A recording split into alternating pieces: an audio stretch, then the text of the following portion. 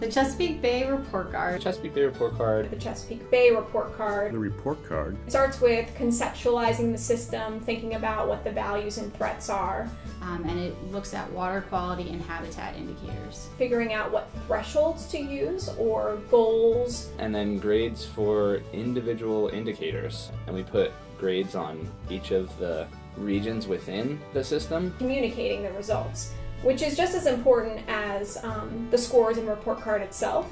You know, what it's about is communicating the health of this massive estuary.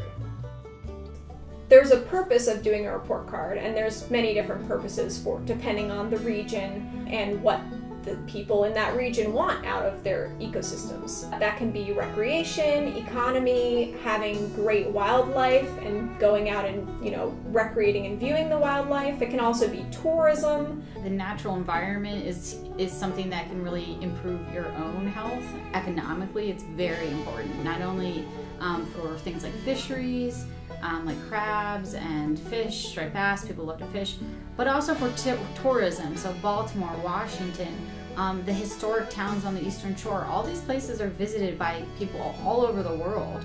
And so all those things are important in doing a report card because the report card tells you how healthy is your ecosystem right now. Since, the late 1800s, early 1900s, environmental degradation continued until about the 60s. And ever since then, we've been turning the tide, is what they say. We're improving the system more than we're degrading it. And it does take time, but we're now actually seeing the results of all that restoration. Here you get to, sit down with the data and see what it's saying to you. Sometimes it's not going to jump out at you. Sometimes it jumps out right at you. There's obvious stories, but every year stories come out. There's data out there now that is showing decreased nutrient concentrations in the water column.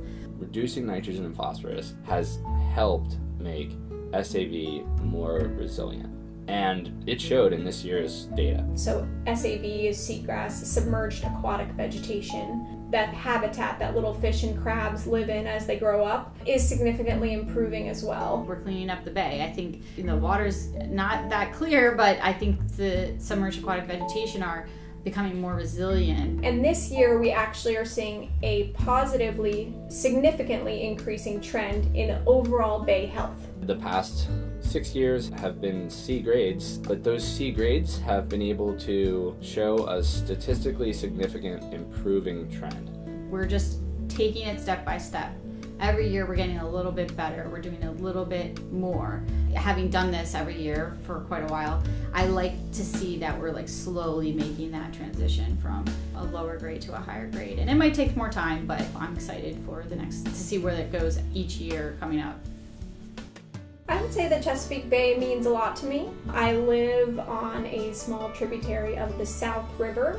I can walk a mile from my house down to the water, and it's absolutely beautiful. And I want to make sure that it's protected and that it's healthy and has healthy ecosystems with lots of, wildlife, birds and fish and crabs and everything.